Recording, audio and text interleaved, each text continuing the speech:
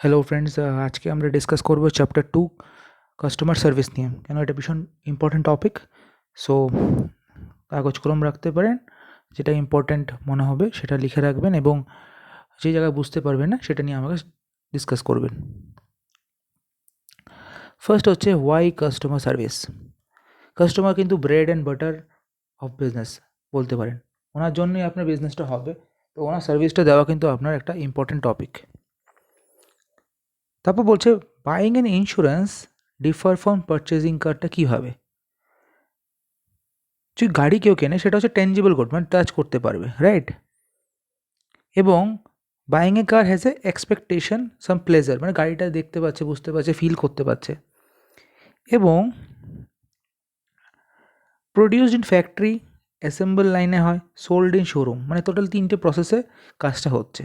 হোয়ারএজ insurance of এ কার হচ্ছে একটা contract, এবং সেটা নেওয়া হয় একটা ভয়, মানে ফিয়ার অ্যান্ড অ্যাংজাইটির কারণে নেওয়া হচ্ছে। এবং the case of insurance, it can be seen that production and consumption happen simultaneously, মানে যখন প্রোডাক্ট সাইন করছে ইন্স্যুরেন্সটা, মানে ইনস্ট্যান্টলি দুটো কাজ হচ্ছে একসাথে। মানে বুঝতে পারছেন ডিফারেন্সটা? এটাই হচ্ছে কার পারচেস করা আর ইন্স্যুরেন্স। কার মানে কারের যে ইন্স্যুরেন্স হচ্ছে, ডিফারেন্সটা কোথায়। সেকেন্ড পয়েন্ট হচ্ছে quality of service. High quality of service মানে কি?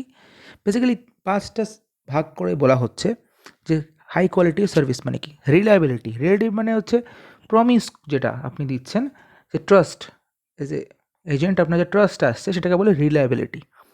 দেন বলছে রেসপন্সিভনেস, মানে বলছেন আপনার যে ইচ্ছে, উইলিংনেস, এবং প্রম্পট রেসপন্স করা ওনার কাস্টমারের যে প্রোভাইড করার জন্য, এবং স্পিডটা আপনার তাড়াতাড়ি করে কাজটা করে দেওয়া, একুরেসি থাকা উচিত, কথা বলে অ্যাটিটিউডটা ঠিক থাকা উচিত, সেটা বলছে responsiveness. Then assurance refers to knowledge, যে আমি না বলছি যেটা ঠিক বলছি, চিন্তা করবেন না। এই যে গ্যারেন্টেড কথা বলতে কোনো সময় বলবেন, যখন আপনার নলেজ থাকবে তখনই তো বলতে পারবেন। এবং ওনার দরকারটা বোঝা, মানে understand the need and capable the meeting them. Empathy মানে একটা হিউম্যান টাচ, মানে ইমোশনাল যে টাচটা আছে সেটা, এটাকে বলছে এমপ্যাথি, কেয়ারিং অ্যাটিটিউড, এটাকে বলে এমপ্যাথি। অ্যান্ড নাম্বার অপশন যেটা হচ্ছে ট্যাঞ্জিবল, মানে ফিজিক্যাল অ্যাম্বিয়েন্সের মধ্যে আপনার অফিসে আসছে, সেটা ফিলিং আসতে হবে যেন পরিষ্কার পরিচ্ছন্ন, খুব ওয়েল ড্রেস আপ, খুব ব্যাপারটা দেখে মনে হবে যে না, ফার্স্ট অ্যান্ড লাস্ট ইমপ্রেশন হচ্ছে সেটাই, যে ওনার কি অফিস বা ওনার ড্রেস কোড কী আছে সেটার দেখানোর জন্য ট্যাঞ্জিবলনেস, রাইট? দ্য থার্ড পয়েন্টটা বলছে customer service and insurance asks for leading sale producer in the insurance industry about how they manage to reach the top and stay there. মানে ওনাকে জিজ্ঞেস করুন যারা ভালো জায়গায় আছে, ভালো পজিশনে গেছে, ওরা কীভাবে গেছে। ম্যাক্সিমামেরই সেম অ্যান্সার হবে, যেটা হচ্ছে ওদের patronage and support of their existing client. ওনাদের যে ক্লায়েন্ট হয়েছে এবং ওদের আগের পুরনো যে ক্লায়েন্ট ছিল এবং নতুন যারা হবে, ওদের ওপর একটা যে ভালোবাসা এবং কন্টিনিউয়াসলি ওদের ওপর আস্থা, যে না ওনাকে আমাকে দিতে হবে, সার্ভিসটা দিতে হবে, সেটাকে বলছে প্যাট্রোনাইজ। বলা হচ্ছে যে কন্টিনিউয়াসলি ওনার ওপর যে আস্থাটা রাখতে হবে, ওনার কোনো রকম খারাপ সার্ভিস দেবো না, এইটাই একটা ইচ্ছেটাই কিন্তু সার্ভিস দেওয়ার কারণেই কিন্তু আজকে ওরা অনেক ওপরে চলে যেতে পেরেছে। এবং রিনিউয়াল প্রিমিয়ামগুলো দেখবেন ম্যাক্সিমাম সময় ওরা এবং ওনাদের কাছ থেকেই পাচ্ছে ঠিকঠাক করে, প্লাস ফার্দার বিজনেসও কিন্তু সেই একটা মানুষের কাছ থেকে কিন্তু অনেকভাবে পাচ্ছে। এবং সিক্রেটস অফ সাকসেস হচ্ছে কমিটমেন্ট দেওয়া, সার্ভিং দেয়ার কাস্টমার। আর কন্টিনিউয়াসলি দেখবেন এক্সিস্টিং ক্লায়েন্ট থেকে বিজনেস এবং বিজনেসের রেফারেন্সও আসে, জাস্ট বিকজ সেই সাপোর্টটা ওনার ক্লায়েন্টকে দিয়ে গেছে কন্টিনিউয়াসলি। এবং কাস্টমারের লাইফ টাইম ভ্যালু যদি বলেন, সেটাই কিন্তু হচ্ছে long period of life time, মানে 20 বছর ধরে পলিসি চলছে, আপনি 20 বছর ধরে সার্ভিস দিচ্ছেন, এই 20 বছরের সার্ভিসের বিনিময়ে কিন্তু আপনি দেখবেন অনেক রেফারেন্স এবং অনেক কিছু সাপোর্ট আপনি, এনারই আরও পলিসি হয়তো আপনার কাছ থেকে তখন করবে। কনজিউমার লাইফ টাইম ভ্যালুকে 3 ভাগে ভাগ করা হয়েছে, একটা হচ্ছে হিস্টোরিক্যাল ভ্যালু, একটা হচ্ছে প্রেজেন্ট ভ্যালু, আর একটা হচ্ছে potential value. Premium and other revenue that have been received in the past, সেটা হচ্ছে হিস্টোরিক্যাল পাস্টে। প্রেজেন্ট হচ্ছে ফিউচার প্রিমিয়াম যেগুলো পাবেন সেটা। আর পোটেনশিয়াল হচ্ছে could be derived persuading the customer to buy additional product, extra আরও কিছু নিতে পারে, সেটা হচ্ছে পোটেনশিয়াল। নিয়েছে কিন্তু অন্য একটা কিন্তু প্ল্যান নিতে পারে, সেটাকে বলে পোটেনশিয়াল ভ্যালু। এইবার আসছি insurance agents role in providing great customer service. Insurance এজেন্টের কী রোল আছে? ফার্স্ট বলছে পয়েন্ট অফ সেল, মানে বেস্ট অ্যাডভাইস। যদি নন লাইফ ইন্স্যুরেন্সের ক্ষেত্রে দেখা হয় তাহলে বলা হচ্ছে যে determine the amount of coverage, মানে সাম ইনশিওর্ড টু বি বট। দেখবেন সাম ইনশিওর্ড হচ্ছে আপনার নন লাইফের জন্য, ওয়ারেজ লাইফ মানে লাইফ ইন্স্যুরেন্সের জন্য হচ্ছে সাম এশিওর্ড। এবং দেখবেন এখানে expected loss involved is greater than the cost of insurance, মানে লস যেটা হবে সেটা যেন বেশি থাকে যেটা ইন্স্যুরেন্স করানো হচ্ছে, সেটা মাথায় রাখতে হবে। এবং weather insurance is needed or not depend on circumstances, এটা মাথায় রাখতে হবে। সবসময় যে ইন্স্যুরেন্স নিতে হবে সেটা কোনো প্রয়োজন নেই। কেন? কারণ হচ্ছে তো একটা এক্সাম্পল দেখুন, একজন মানুষ যার ফ্লাড এরিয়াতে বাড়ি, তো ওনার জন্য কিন্তু ফ্লাডের জন্য ইন্স্যুরেন্স করা খুব প্রয়োজন। কিন্তু একজন হিলি এরিয়াতে আছে, ওনার জন্য কিন্তু ফ্লাডের ইন্স্যুরেন্স করার কোনো প্রয়োজন নেই। তো সেটা দেখতে হবে বেস্ট অ্যাডভাইস করার সময়। যদি দেখা হয় motor insurance, third party insurance আমাদের দেশে কিন্তু জ্ঞান সবাইকেই করতে হয়, মিনস সবাইকেই ম্যান্ডেটারি করতেই হবে। মানে one must purchase third party insurance if he ওনস vehicle, মানে যাতায়াতের বাহন আপনার কার বা বাইক কিছুই থাকলে আপনাকে থার্ড পার্টি ইন্স্যুরেন্স করা ম্যান্ডেটারি। যদি দেখা হয় নেম পেরিল পলিসি, দেখি most non life insurance policy broadly fall into category. Non লাইফটাকে দুভাবে ক্যাটাগরিতে ভাগ করা হয়েছে, একটা হচ্ছে নেমড পেরিল পলিসি আর একটা হচ্ছে অল রিস্ক পলিসি। বলছে অল রিস্ক পলিসি যেটা, সেটা হচ্ছে অ্যাকচুয়ালি বেশি কস্টলিয়ার, কিন্তু নেম পেরিল পলিসিগুলো কম টাকা প্রিমিয়াম হয়, সেগুলো ভাগ করে যদি করা হয় অনেক টাকা প্রিমিয়াম সেভ করা যেতে পারে। পার্টিকুলার ধরুন fire insurance different, motor insurance different হয়, রাইট, বার্গলারি ইন্স্যুরেন্স ডিফারেন্ট হয়। ডিফারেন্ট ইন্স্যুরেন্স এগুলো করার কারণ হচ্ছে একসাথে করলে প্রিমিয়াম অনেক বেশি পড়ে যাবে, ডিফারেন্ট করে করলে প্রিমিয়ামটা কম পড়বে। আমরা অলরেডি কিছু টেকনিক নিয়ে অলরেডি ডিসকাশন করেছিলাম, রিস্ক রিটেনশন, অথবা এটাকে বলা হয় loss prevention, that are available as option for reducing the cost of insurance. এটা অনেকজন ইউজ করে থাকে। এবং আসছি when approaching a customer, non life insurance sale person যারা করেন, তাহলে ওনাদের কি হচ্ছে, দ্য কোশ্চেন এজেন্ট যেটা করা উচিত সেটা হচ্ছে she is going to that get a sale করবো নাকি relate the customer as a coach, মানে এজ এ কাস্টমারকে এজ এ কোচ হিসাবে আমি কথা বলবো, যে সেল করার জন্য যাচ্ছি না কোচ হিসাবে যাচ্ছি। নিশ্চয়ই আমাদের মাথায় রাখা উচিত he is not in concern with getting maximum insurance per rupee. মাথায় সবসময় রাখতে হবে যে কাস্টমার অ্যাঙ্গেল ইজ ডিফারেন্ট। তো ওনার সাথে ওনাকে এজ এ কোচ হিসাবে যদি আমি কথা বলি, রেসপন্স কিন্তু অনেক বেটার আসবে। সেকেন্ড অপশনটা হচ্ছে প্রপোজাল স্টেজ। প্রপোজালকে যেখানে ফর্ম ফিল আপগুলো করতে হয়, এজেন্টকে সাপোর্ট করতে হবে এই প্রপোজাল ফর্মগুলো ফিল আপ করার সময়, দেখাতে হবে কোথায় সাইন করতে হবে, কী কী ফিল আপ করতে হবে। এটা এজেন্টের রেসপন্সিবিলিটি, যে ফর্ম ফিল আপের সময় উনি এক্সপ্লেন করে দেবে, ক্ল্যারিফাই করে দেবে। কি ফেলিওর উনি যদি করে, কোনো জায়গায় না ঠিক করে বোঝায়, সেই কাস্টমার কিন্তু ক্লেমের সময় অনেক সময় সমস্যা হয়ে যাবে। সাপোজ ওনার কিন্তু নমিনেশনের সময় উনি যদি ঠিকঠাক নমিনেশন ওনার পছন্দ যেটা ছিল সেটা উনি না করে, তাহলে ভবিষ্যতে ওনার নমিনেশনের জায়গায় ভুল জায়গায় মানুষ টাকাটা পাবে।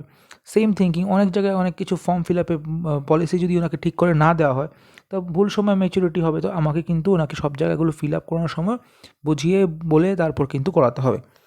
এজেন্ট আমাদের এই রেসপন্সিবিলিটিটা আছে। এবং আইআরডিআই যেটা 2016 ফার্স্ট অক্টোবরে করেছিল, সেটা হচ্ছে ফিজিক্যাল ফর্মের সাথেও বলছে every insurer solicit insurance business through electronic mode shall create e proposal একটা করতে হবে, এবং সেটা ইলেকট্রনিক ফর্মে প্রপোজালটা করতে হবে, যেখানে prospect should have won signature. নিশ্চয়ই আপনি জানেন যে এখানে আনন্দা বলে পোর্টাল লঞ্চ হয়ে গেছে, যেটার মাধ্যমে লাইফ ইন্স্যুরেন্স কর্পোরেশন অফ ইন্ডিয়ার পলিসি আপনারা অনলাইনেও কিন্তু করাতে পারবেন। তো এখানে কিন্তু আপনার ডাইরেক্টলি সবটাই অনলাইনের মাধ্যমে প্রপোজালের মাধ্যমে বলতে পারেন, সবটাই অনলাইন ডিজিটাল হয়ে গেছে। থার্ড স্টেপ যেটা, সেটা হচ্ছে অ্যাকসেপ্টেন্স স্টেজ। অ্যাকসেপ্টেন্স যেটা কী বলছে, কভার নোটটা কি, সেটা হচ্ছে যে কভার নোট হ্যাজ এ ডিসকাশনে চ্যাপ্টার 5 আমরা ডিসকাস করব। It is a agent's responsibility to ensure that cover note is ensure by the company. এখানে বলছে যে promptness in this communicate to the client that his interest are safe, মানে ওনাকে বলা যে না নিশ্চিন্ত থাকুন, আপনার যে কভার নোটের মধ্যে বলা যে আপনার ইন্টারেস্ট যেটা আছে সেটা সেফ থাকবে এজেন্ট এবং কোম্পানির মাধ্যমে। নেক্সট হচ্ছে ডেলিভারি অফ, মানে যেটা আপনার প্রপোজাল ফর্ম ফিল আপ করার আগে কভার নোটটা প্রয়োজন হয়, আপনি ধরুন যে ব্রাউজারটা দেখাচ্ছেন সেটাকে দেখানোর বলতে পারেন। এবং ডেলিভারি অফ পলিসি ডকুমেন্ট, ডেলিভারিটা যেটা হয় policy document as a person as a এজেন্টের ডাইরেক্টলি করতে পারে অথবা সেন্ড বাই মেলের মাধ্যমে করতে, দুটো অপশনই অ্যাভেলেবেল আছে। স্বাভাবিক, যদি বাই পার্সন করতে হয় এখানে আপনার কিন্তু একটা ভালো বেনিফিট আসে রিলেশনশিপটা আরও বেশি বিল্ড আপ করার জন্য। এইবার হচ্ছে গিয়ে আপনার পলিসি রিনিউয়েবল। নন লাইফ ইন্স্যুরেন্সের ক্ষেত্রে কি হচ্ছে, প্রতি বছরই প্রিমিয়াম রিনিউয়াল করা যায়। এখানে একটা অপশন যেটা নন লাইফে দেওয়া হয় সেটা হচ্ছে সুইচ করা যায়। কোম্পানিতে একই কোম্পানিতে রিনিউয়াল প্রিমিয়াম জমা করতে হবে এমন কোনো কথা নেই, পেমেন্টটা ডিফারেন্ট কোম্পানিতেও করতে পারে। ক্লেম স্টেজে কিন্তু এই কারণে ওনাদের কিন্তু মানে ভালো যদি সার্ভিস থাকে তাহলে রিনিউয়ালটা সেম কোম্পানি থেকেই করবে, নাহলে কিন্তু কোম্পানি চেঞ্জ করে নেবে। সো সেই জন্য ক্লেম সেটেলমেন্টটাও কিন্তু ভীষণ ইম্পর্টেন্ট ক্ষেত্রে এখানে এজেন্টের প্রয়োজন হয়, যেখানে ওনাকে ক্লেমটা যদি ঠিকঠাক করে পাইয়ে দিতে পারে তো সেখানেও কিন্তু একটা ভালো রেপুটেশন ক্রিয়েট হয় কাস্টমারের সাথে, যেটা ভালো রোল ক্রিয়েট করে। কোশ্চেন্সগুলো নিশ্চয়ই দেখবেন, এইগুলো খুব ইম্পর্ট্যান্ট আছে আপনাদের ফার্দার স্টাডির সময়, এগুলো ডিসকাশন আপনি করে নেবেন। জাস্ট ডিসক্লোজ করছি যে আপনাদের ইজি ওয়েতে আপনি মানে জিনিসটা বুঝতে পারেন, সেই জন্য আমি টু দি পয়েন্টে আপনাদেরকে প্রতিটা পয়েন্টের ডিসকাশন করে দিচ্ছি। দেন হচ্ছে গ্রিভিয়েন্স রিড্রেসাল। গ্রিভিয়েন্স মানে কি, কাস্টমারের যদি কোনো কমপ্লেইন থাকে, আপনার সার্ভিস ফেলিওর হয়েছে, ডিলে হয়েছে, কোনো রকম মন খারাপ হয়েছে, কারণ হচ্ছে ওনার যে চিট করা হয়েছে কিছু রকমভাবে, কোথাও কোনো ইগোতে হার্ট হয়েছে যেটা মনে হচ্ছে যে আমাকে খুব ছোটো করা হয়ে গেছে, সেই সময় কিন্তু উনি কিন্তু গ্রিভিয়েন্সের মাধ্যমে ওনার প্রবলেমগুলো বলতে পারে। তো as a advisor, professional insurance advisor, আমি আশা করি এটা আপনার কাছ থেকে এক্সপেক্ট করা যায় না। এক্সেপশনাল কেস ক্ষেত্রে আমি মনে করি সেটা আপনারা ইজিলি হ্যান্ডেল করতে পারবেন, কারণ হচ্ছে ওয়ার্ড অফ মাউথটা ভীষণ ইম্পর্টেন্ট। মিনস আপনার যে নামটা হবে সেটা মানুষের মুখ থেকে কিন্তু খুব সেটা স্প্রেড হয়। যদি 5 জন আপনার প্রশংসা, একটা ভালো কাজ করেছে সেটা 5 জনকে বলবে, কিন্তু আপনার যদি একটা খারাপ কাজ হয় সেটা কিন্তু 20 জনকে বলবে। তো সেটাই কিন্তু ওয়ার্ড অফ মাউথ। সেই জন্য এইরকম পরিস্থিতি যেন না আসে সেটাই ভাবনা চিন্তা করবেন, যে এই পরিস্থিতি যেন না আসে। কিন্তু হ্যাঁ, কাস্টমারের জন্য এই বেনিফিটগুলো দেওয়া হয়েছে, যেখানে বলছে ইন্টিগ্রেটেড গ্রিভিয়েন্স ম্যানেজমেন্ট সিস্টেম, যেটা লিঙ্কও এখানে দেখবেন দেওয়া আছে। সে কোনো রকম সমস্যা হলে সেখানে কিন্তু ক্লায়েন্ট গিয়ে এগুলো বলতে পারে। দেন আসছে কনজিউমার প্রোটেকশন অ্যাক্ট। 1986 সালে সেই কনজিউমার প্রোটেকশন অ্যাক্টটা হয়েছিল এবং সেই অ্যাক্টটা অ্যামেন্ডমেন্ট চালু হয়েছে 2002 থেকে। সেখানে বলছে সার্ভিসের মধ্যে কী কী পড়ছে, banking, financing, insurance, transport processing, supply of electrical energy, boards and lodging, housing, construction, entertainment, amusement, এগুলো সবই সার্ভিসিংয়ের মধ্যে পড়ছে। এখন কনজিউমার কারা, যারা বাইক এনি গুডস করছে এবং হায়ার অ্যান্ড অ্যাভেলেবেল সার্ভিস দিচ্ছে, এই কনজিউমার ভাবে বলছে। ডাইরেক্ট ডিফেক্ট মানে বলছে ফল্ট কিছু হলে সেটাকে ডিফেক্ট হিসেবে বলা হচ্ছে। কমপ্লেন যে কোনো কিছু হতে পারে, আনফেয়ার ট্রেড হলে সেটাকে কমপ্লেন করতে পারে, গুডস বট হিম সাফার ডিফেক্ট হয়েছে সেটাকেও কমপ্লেন করতে পারে, সার্ভিস হায়ার করেছে কিন্তু সে কোনো সার্ভিস পায়নি সেটাকে ডিফেক্ট হিসেবে বলতে পারে। কনজিউমার ডিফেক্ট মিনস যেটা ডিসপিউট যেটা হয়, ডিসপিউটটা এগেনস্ট কমপ্লেন যেটা করবে সেটার ওপর করতে পারে। এখন সেই কমপ্লেনগুলো যে করবে সেটাকে 3 ভাগে ভাগ করা হয়েছে। কনজিউমার ডিসপিউট রিড্রেসাল এজেন্সি 3 জায়গায় আছে। ফার্স্ট হচ্ছে ডিস্ট্রিক্ট ফোরাম, যেখানে 20 লক্ষ টাকা পর্যন্ত কিন্তু ডিস্ট্রিক্ট ফোরামের মধ্যে কাজ হয়ে যাবে। দেন স্টেট কমিশন, যেখানে 20 লক্ষ টাকা এবং 1 কোটি টাকার মধ্যে হবে, তাহলে হচ্ছে গিয়ে স্টেট কমিশন। নেক্সট হচ্ছে ন্যাশনাল কমিশন, যেখানে 1 কোটি টাকা ক্রস করে গেলে, মানে 100 লক্ষ টাকা দেখাচ্ছে, সেটাকে ক্রস করে গেলে হচ্ছে national commission. Proceed for filling complain করার প্রসিডিউশনের জন্য কোনো রকম ফিস প্রয়োজন হয় না, এবং বলা হচ্ছে নিজেও করতে পারে, একজন এজেন্টের মাধ্যম দিয়েও, অথরাইজ এজেন্টের মাধ্যম দিয়েও সেই কমপ্লেনটা করা যেতে পারে।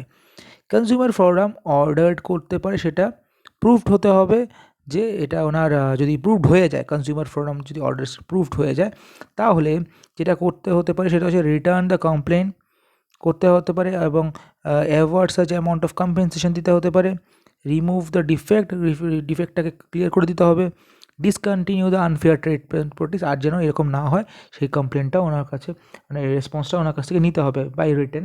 Provide educate cost of the পার্টিসকে কিন্তু সেটা ক্ষতিপূরণ দিতে হবে। এবং কনজিউমার ডিসপিউট ক্যাটাগরির মধ্যে কী কী পড়ছে, যেটার মাধ্যমে ওনারা কমপ্লেন করতে পারে, ডিলে ইন ক্লেমের যদি ডিলে হয়, সেটেলমেন্ট না হয়, রেপুটেশন অফ ক্লেমের মধ্যে যদি ভুল হয়, কোয়ান্টাম অফ লস, যেটা লস হয়েছে কমতে পেয়েছে, পলিসি টার্ম অ্যান্ড কন্ডিশন ভুল বলেছে, যেটা বলেছে সেটা থেকে ভুল হয়েছে, সেটা হতে পারে। ইন্স্যুরেন্স অম্বার্সম্যান সেটা হয়েছিল 2017 সালে, রাইট? তো সেখান থেকে decision of the ombudsman whether to accept or reject a complain is final, মানে অম্বার্সম্যান যা ডিসিশন নেবে সেটাই কিন্তু লাস্ট ফাইনাল হিসেবে ধরা হবে। Complain to the ombudsman, any complaint to ombudsman shall be, ombudsman করার আগে will be written signed by the insured, মানে কোম্পানিকে ইনশিওর্ডকে সাইন করাতে হবে, এবং legal heirs or his legal heirs nominee and assignee address to the ombudsman, যার আন্ডারে হবে সেটা। Complain can be made to the ombudsman only if, মানে কমপ্লেন তখনই অম্বার্সমেন্টে হবে যখন complain made to the previous written, এই যে রিটেন অ্যাপ্লিকেশন করে যে অর্গানাইজেশনকে পাঠিয়েছে সে ক্লায়েন্ট, সেটা অলরেডি রিজেক্টেড হয়ে গেছে, অথবা উনি পায়নি সেই চিঠিটা রেসপন্স, অথবা ওনারা স্যাটিসফাইড না। সেই কমপ্লেনটা কিন্তু ওনাকে 1 বছরের মধ্যে ওয়েট করতে হবে, কমপ্লেন দেওয়ার পর তারপর কিন্তু হতে পারবে। কমপ্লেনের মেয়ে উইদিন 1 বছরের মধ্যে করতে হবে, রাইট? উইদিন মানে 1 বছরের পর না, 1 বছরের মধ্যে ওনাকে কিন্তু কমপ্লেনটা করতে হবে। এবং a complain is not pending in court, কোনো কমপ্লেন যদি কোর্টে পেন্ডিং থাকে সেটা কিন্তু অম্বার্সমেন্টে যাবে না। এবং recommendation of the ombudsman, there are certain duties or protocols that ombudsman is expected to follow, যেটা অম্বার্সমেন্টকেও ফলো করতে হয়। Recommendation should be made, recommendation 1 মাসের মধ্যে হতে হবে রিসিপ্টের মধ্যে। কপি সেন্ড করতে হবে কমপ্লেনকে এবং ইন্স্যুরেন্স কোম্পানিকে দুজনকেই। অম্বার্সম্যানকে রিকমেন্ডেশন অ্যাকসেপ্ট করতে হবে in written complain within 15 days of the received have to be accepted.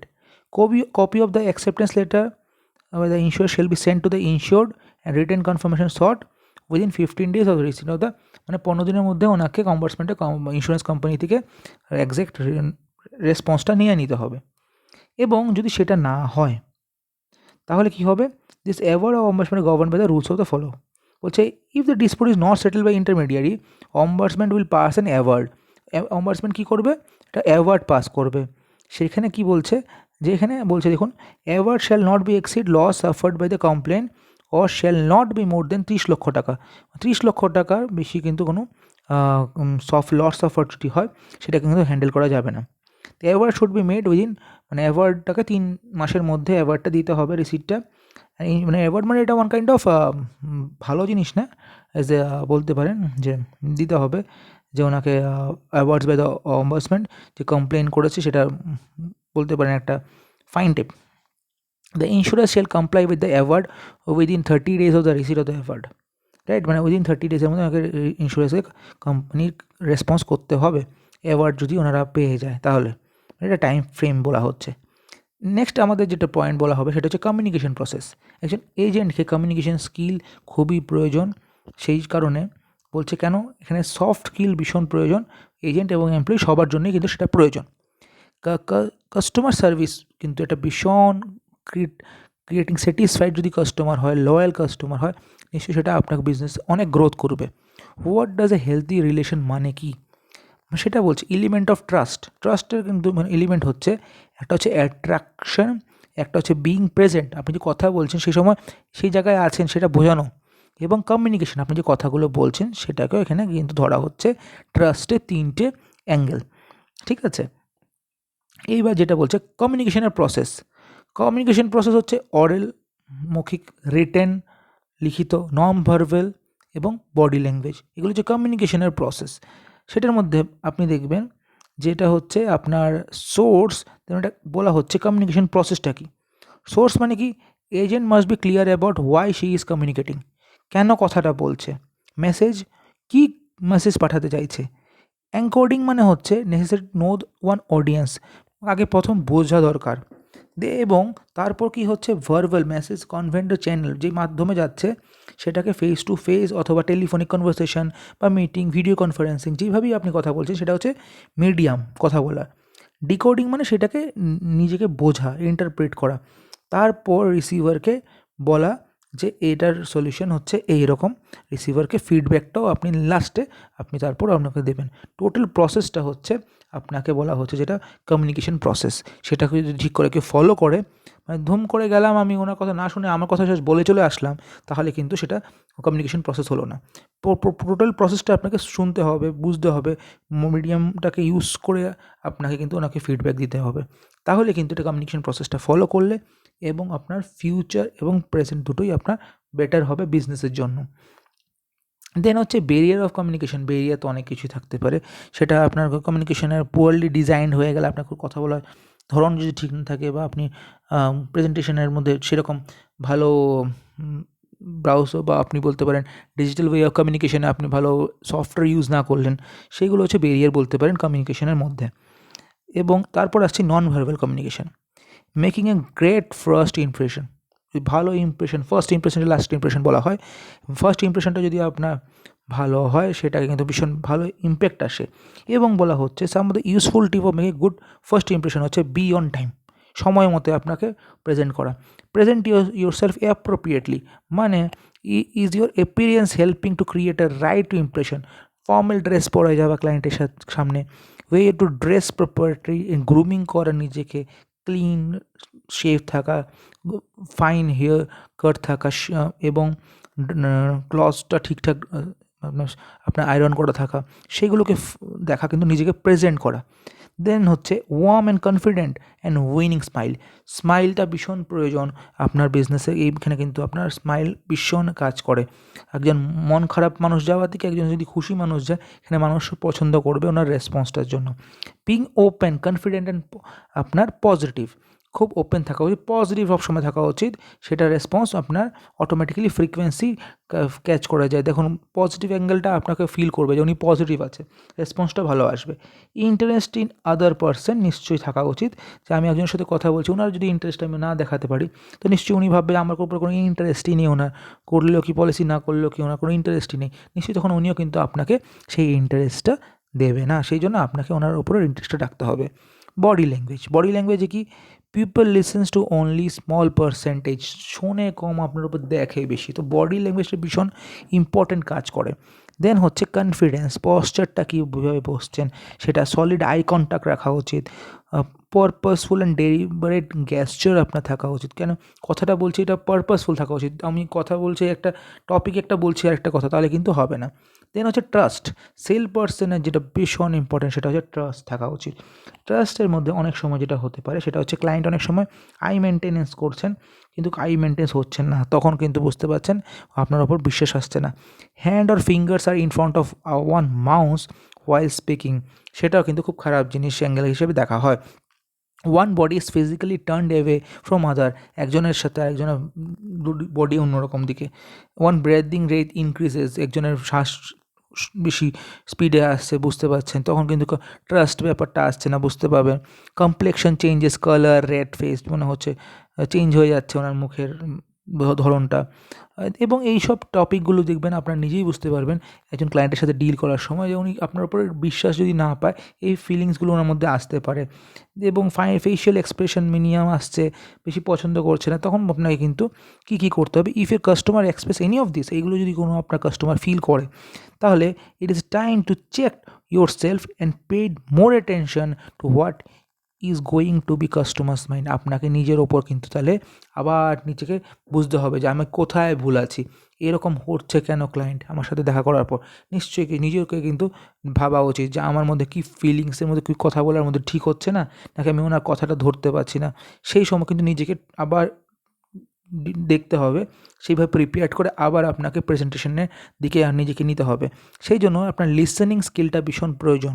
Listening skill কী হচ্ছে, first to understand before understood, নিজেকে আগে বুঝতে হবে কি বলছে, তারপর ওনার কথা আমি বুঝতে পারলাম। কিন্তু ভালোভাবে শোনা উচিত, কথাটা যদি না শুনি আপনি কিন্তু রেসপন্স দেওয়া পারবেন না, সেই জন্য কথাটা পুরো বুঝতে হবে। Active listening, try to understand, কি বুঝতে চেষ্টা করুন, try to complete the message before send to the other, আগে বোঝার চেষ্টা করুন। দেন পে অ্যাটেনশন, স্পিকার্স ডাইরেক্টলি কথা বলবেন, এবং ডিস্ট্রাক্ট কোনো অন্যদিকে মাথার চিন্তা করবেন না। Don't mentally prepare for rebuttal, অন্যদিকে কোনো প্রিপারেশনের নেবেই চেঞ্জই করবেন না। Listen to the speaker's body language, even body ল্যাঙ্গুয়েজের দিকে কিন্তু আপনি লক্ষণ করবেন। এবং তারপর বলছে demonstration that you are listening, এটা বোঝাতেও চেষ্টা করবেন। অকেশনালি ধরুন আপনি কথা বলছেন, আপনি আবার কিন্তু উনিও কথা বলছেন, আপনিও আবার হেসে বলবেন হ্যাঁ ঠিকই বলেছেন, এই ফিডব্যাকটা যেটা, ইভেন আপনি যদি কথা বলেন, আপনি কিন্তু মাঝখানে বলবেন, কোশ্চেন করবেন, আপনি বুঝতে পারছেন কিনা, উনি বুঝতে পারছেন কিনা, সেটা কিন্তু বোঝার জন্য মাঝে মাঝে আপনিও কিন্তু কোশ্চেন করবেন। এবং কিছু প্যারাফ্রেজ দিতে চেষ্টা করবেন, যেটার মাধ্যমে আপনি কিন্তু ওনাকে ফিডব্যাক নিতে পারেন, যে আপনার কীরকম মনে হচ্ছে। Third periodically stop the speaker. Even আপনি যদি ধরুন ওনার কোনো মেক সামারি, উনি কিছু একটা বললো আপনাকে, আপনি ওনাকে বললেন ঠিক আছে স্যার আমি বুঝতে পেরেছি, কিন্তু এখন আপনি কি সেটাই কি বলছেন, যেটা এটাই কি কথা আপনার? এই যে কথাটা বললেন তাতে কী হচ্ছে, আপনি ওনার রিভিউটাও নিয়ে নিলেন যে ওনার কথাটা আপনি বুঝতে পেরেছেন, তারপর আপনার ফিডব্যাকটা দিচ্ছেন। তাতে কী হচ্ছে, আপনার কমিউনিকেশনটা অনেক বেটার হয়ে যায়।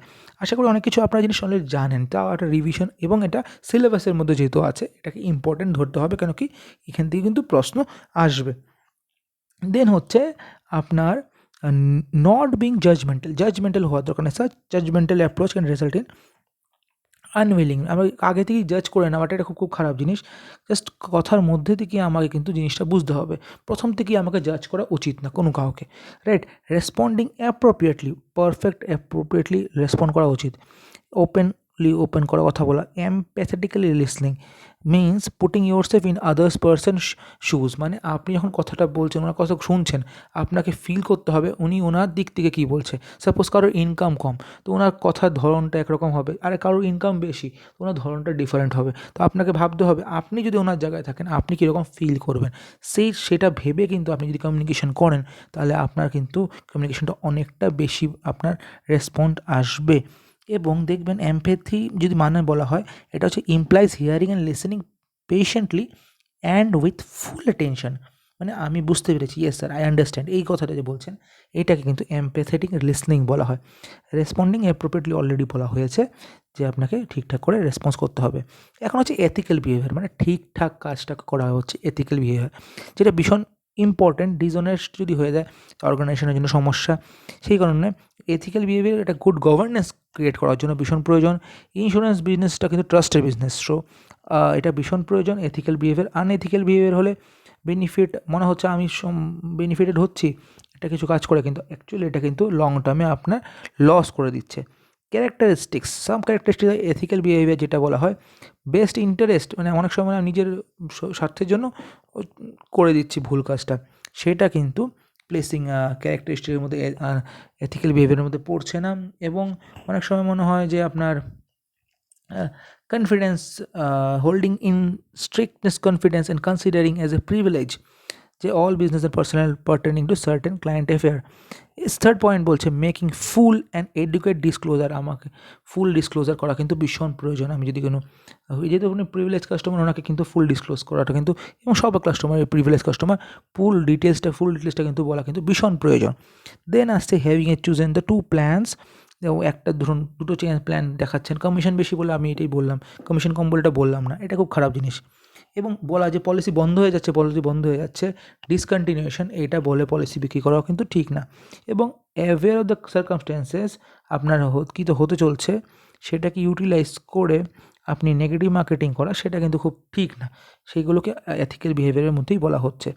এবার আসছি সামারি, যেগুলো আমরা ডিসকাস করেছি। Role of the customer, 5 major indicator সার্ভিসের জন্য, কাস্টমার লাইফের ভ্যালু, একজন কাস্টমার আপনার জন্য কত ভ্যালু আসছে, রোল অফ ইন্স্যুরেন্স এজেন্ট কী আছে, ডিআর গ্রিভেন্স ম্যানেজমেন্ট সিস্টেম নিয়ে ডিসকাস করা হয়েছে, অম্বার্সমেন্ট নিয়ে ডিসকাস করা হয়েছে, অ্যাক্টিভ লিসনিং কী, আর বিহেভিয়ার, এথিক্যাল বিহেভিয়ারটা কী। আশা করি টপিকগুলো নিয়ে ডিসকাস করা আপনার জন্য হেল্পফুল হয়েছে, এবং আপনার কোশ্চেন অ্যান্সারগুলো নিয়ে একবার নিজেরা দেখবেন। কোনো রকম সমস্যা থাকলে নিশ্চয়ই আমার সাথে ডিসকাস করবেন। Thank you very much.